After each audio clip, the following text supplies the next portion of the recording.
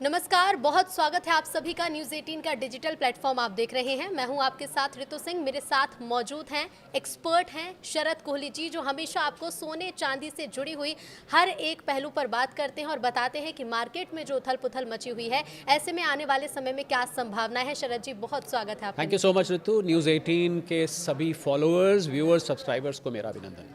बिल्कुल, तो middle east में देखिए मचा हुआ है घमासान, लेकिन ऐसे में सोने चांदी में निवेश करने वालों की नज़रें इसी पर हैं कि ये जो ग्लोबल टेंशन है, इसका असर सोने चांदी पर जब बढ़ती कीमतों पर दिखता था। बीते दिनों में हमने देखा कि कीमतें थोड़ी घटी भी हैं और अब फिर से चढ़ाव जारी है। अब इसी उतार चढ़ाव को समझने की कोशिश करते हैं। शरद जी, सबसे पहला सवाल यही कि जब भी ग्लोबल टेंशन बढ़ती है तो सोने चांदी के रेट बढ़ते हैं अमूमन, लेकिन बीते कुछ दिनों में कीमतें घटी हैं, हालांकि आज रेट कुछ बढ़े हैं। जी हाँ, मैं ऋतु छोटा था तो एक बॉल आती थी रबड़ की, उसको क्रेजी बॉल बोलते थे। उसमें खासियत होती थी जहाँ से गिराइए वहीं वापस आए, तो इस तरीके से उछाल, वॉलेटिलिटी जिसको हम कहते हैं। जी हाँ, सोने चांदी के दाम युद्ध में तो बढ़ने चाहिए थे, हम निरंतर उसकी बात करते रहे हैं, पहले भी आपकी पॉडकास्ट में, परंतु यहाँ पर उल्टा दिखाई दिया क्योंकि युद्ध हुआ खाड़ी में और खाड़ी में होता था तेल। अब मैं रिश्तेदारी बता रहा हूँ आपको इस युद्ध की और इसके खेल की और सोने चांदी की।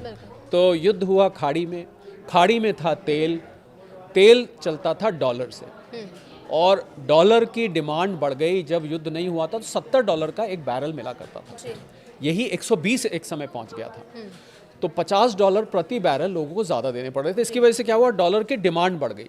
डॉलर मजबूत नहीं हुआ, डिमांड बढ़ गई। डॉलर मजबूत तो कैसे हो सकता है, जो देश अपने आप को युद्ध में झोंक रहा है उसकी करेंसी मजबूत कैसे हो सकती है, तो कमज़ोर होती है। पर डॉलर की डिमांड बढ़ने से डॉलर इंडेक्स, आपको याद होगा हमने इसका जिक्र किया है, जिसमें 6 करेंसीज बनती हैं। मैं फिर से नाम ले लेता हूँ जल्दी से। British pound, Swiss franc, Japanese yen, euro, Canadian dollar और स्वीडिश क्रोमा।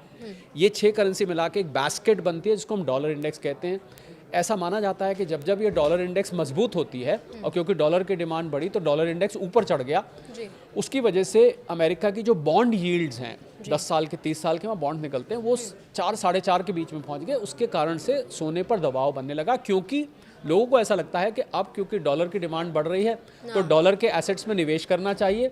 ऐसा लोगों को लगता है, निवेश करना चाहिए। और वहाँ पर जो सटोरिये थे ऋतु, जो स्पेकुलेटर्स होते हैं, उन्होंने धड़ाधड़ सोने को बेचना शुरू किया। जब उन्होंने बेचना शुरू किया तो ईटीएफ में, भारत में नहीं है ईटीएफ्स बाकी की दुनिया में भी है।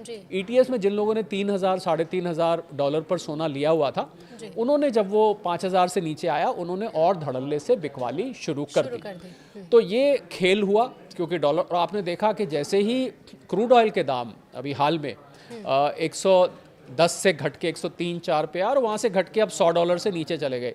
जैसे ही ये हुआ, ट्रंप साहब ने वो ट्वीट डाला कि भाई हमने तो 5 दिन के लिए ये युद्ध विराम घोषित कर दिया है। एनर्जी इंफ्रास्ट्रक्चर पर, इस खेल पे भी मैं चर्चा करना चाहूँगा। वैसे ही ये डॉलर इंडेक्स जो है नीचे आई, 100 से नीचे गई और आपको सोना फिर $4,000 से $4,500 पर मेन बात यह है कि हमारे जो हमको सुन रहे वो जानना चाहते हैं, भाई ये सब खेल ऊपर नीचे हो रहा है, करें क्या?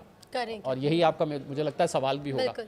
तो लॉन्ग टर्म में सोना की जो अंडरटोन है वो अभी भी बुलिश है। आपको याद होगा मैंने आप ही के शो में पहले बोला था कि आप 2 से 5 साल इसको रखिए। तो 2 साल 5 साल में ये सब घटनाएं घट जाती हैं। ये एक असाधारण इवेंट है, ये एक असाधारण परिस्थिति है। ये ट्रंप साहब खुद ही असाधारण है, आप जानते हैं इस बात को। तो इसलिए इस खेल की वजह से ये उतार चढ़ाव देखने को मिलेंगे। परंतु सोना अंडर, जैसे ही डॉलर अपनी असलियत पर आएगा, आपको ये डॉलर इंडेक्स गिरते हुए दिखेगा। क्रूड ऑयल की कीमतें थोड़ी और ठंडी होंगी, डॉलर इंडेक्स नीचे आएगा और आपको सोना वापस ऊपर। तो अगर आप सोना लेके बैठे तो सीट बेल्ट बांध के बैठ जाइए। सीट बेल्ट मैंने इसलिए कहा, सीट बेल्ट क्यों बांधी जाती है हवाई जहाज में? क्योंकि जो हवाई जहाज में टर्बुलेंस होती है ना, जिससे आप उससे घबराए ना और कहीं आप उड़ के ऊपर ना चला जाए, तो सीट बेल्ट बांध के आराम से आप निवेश कर सकते हैं लंबे दौर के लिए। हालांकि निवेश की सलाह आपको अपने रजिस्टर्ड फाइनेंशियल एडवाइजर से लेनी चाहिए। ऋतु से जो मैं बात कर रहा हूँ वो एक एनालिसिस है। बिल्कुल, हम इस पर तो बात करेंगे ही कि निवेशकों को किन चीज़ों का ध्यान रखना चाहिए, क्योंकि अभी भी कई लोग हैं जो ये सोच रहे हैं कि अगर ये टेंशन और ज़्यादा बढ़ती है तो क्या ये कीमतें और ज़्यादा घट जाएंगी, तो वो घाटे में चले जाएंगे, या फिर अगर, क्योंकि पहले भी हमने देखा और हम इस पर बात भी कर चुके हैं कि कीमतें बढ़ती हैं गोल्ड की, तो अगर जो लोग शॉर्ट टर्म के लिए इन्वेस्ट करना चाहते हैं उनके लिए आपकी क्या सलाह रहेगी और उन्हें किन चीज़ों का ध्यान रखना है? मत करें शॉर्ट टर्म के लिए इन्वेस्ट। मैं तो सीधी बात बोलना चाहूँगा, शॉर्ट टर्म के लिए सोने चांदी में इस समय निवेश नहीं करिए। हम लोग इन्वेस्टमेंट की दुनिया में एक टर्म यूज़ करते हैं, उसको हम बोलते हैं डाउन साइड रिस्क।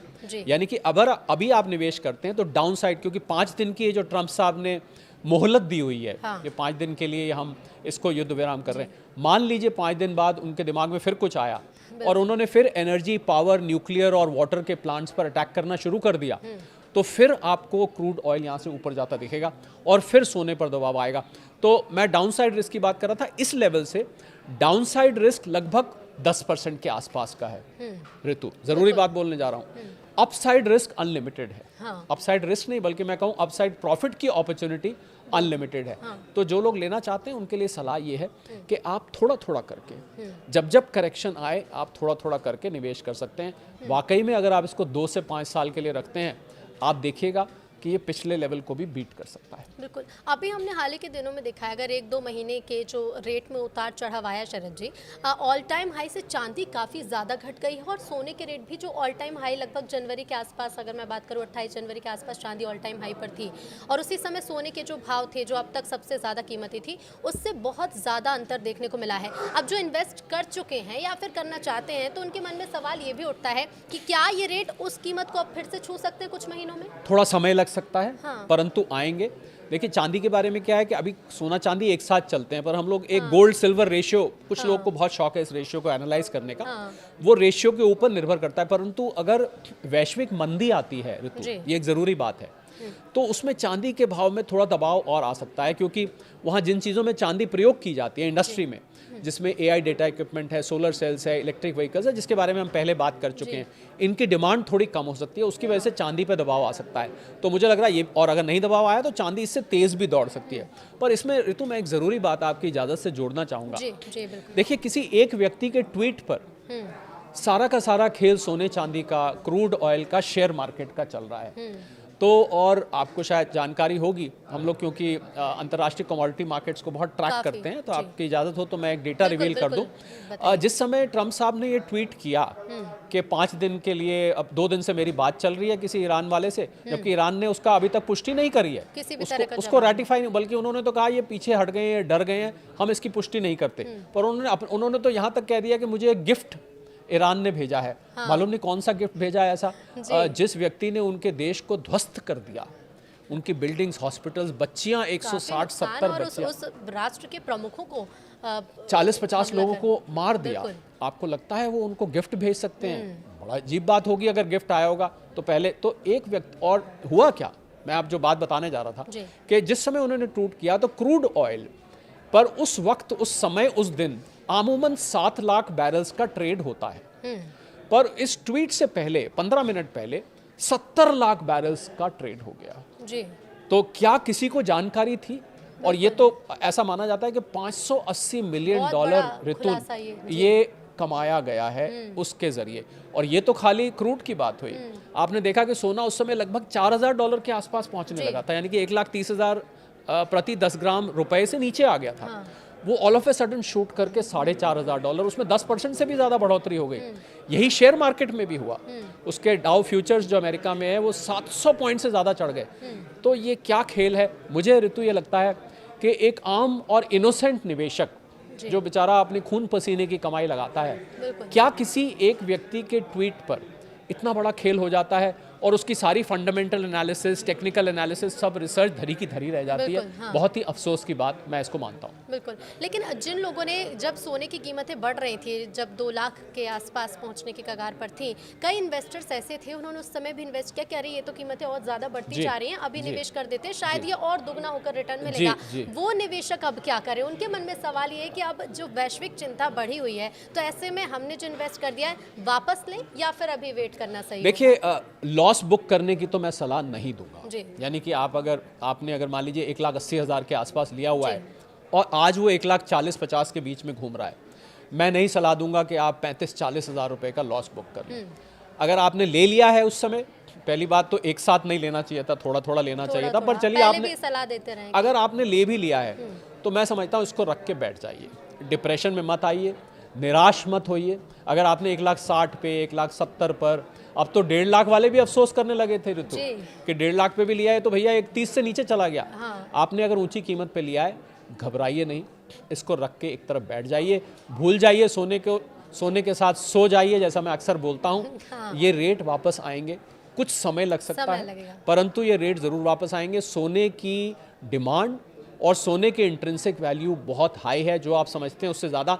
ये एक शॉर्ट टर्म इवेंट है, एक एक्स्ट्रॉर्डनरी घटना है, एक एक्स्ट्रॉर्डनरी व्यक्ति भी है इसके पीछे। आप जानते हैं वो असाधारण से हैं थोड़े से, तो आप उनकी कई बार उस फैक्टर की बात, कुछ हाँ, आपने एक नाम भी दिया था। मैंने ट्रम्प मूड इंडेक्स बनाई हुई है, हाँ, हमने ऑफिस में बाकायदा बना रखी है। ये मेरे स्क्रीन पर ट्रैक की जाती है। इसमें gold silver, stock market, bilateral trade, सब चीज़ इससे हमने लिंक कर रखी है। तो एक व्यक्ति के मूड पर ये सब चल रहा है, तो मुझे लग रहा है ये एक शॉर्ट टर्म इवेंट है। शॉर्ट टर्म इवेंट से घबराना नहीं चाहिए, पैनिक करके लॉस नहीं बुक करना चाहिए, ये मैं सलाह देना चाहूँगा। हालांकि निवेश की सलाह आपको अपने फाइनेंशियल एडवाइजर से लेनी चाहिए। बिल्कुल शरद जी, क्योंकि आज हम जिन भी लोगों से मिल रहे हैं या पिछले 2-3 दिनों से, क्योंकि जब भी लोग पैनिक करते हैं उसके पीछे का एक बड़ा कारण होता है अफवाहें उड़ जाती हैं कि लॉकडाउन लगने वाला है, अफवाहें उड़ जाती है कि पेट्रोल डीजल खत्म हो जाएगा। और जब लोगों के दिमाग में ये चीज़ें आ रही हैं या फिर वो सुन रहे हैं कि पेट्रोल डीजल खत्म होने वाला है, तो वो फिर उस स्थिति में पहुंच जाते हैं कि अब ये जो गोल्ड सिल्वर में हमने निवेश किया था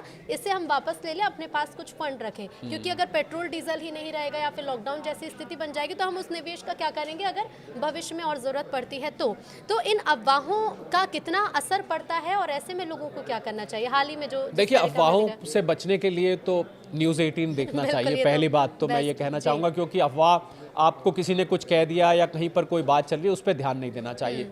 और मुझे लगता है कि देखिए, अगर किसी ने अपने सारे के सारे फंड्स सोने चांदी में लगा दिए होंगे तो वो तो पहले एक प्रिंसिपली गलती कर दी, क्योंकि आपको याद होगा मैंने बताया था कि आपको अपनी इन्वेस्टमेंट फैला के करनी चाहिए। 20% यहाँ, 20% वहाँ, मैंने नाम भी लिए थे पिछले, लोग खोल के देख सकते हैं उसको।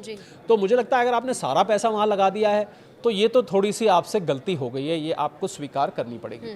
पर ऐसी कोई सिचुएशन नहीं है आपको। और ज़रूरी बात ये मैं कहना चाहूँगा ऋतु, कि युद्ध में जब युद्ध चल रहा हो तो हर दिन एक नया दिन है।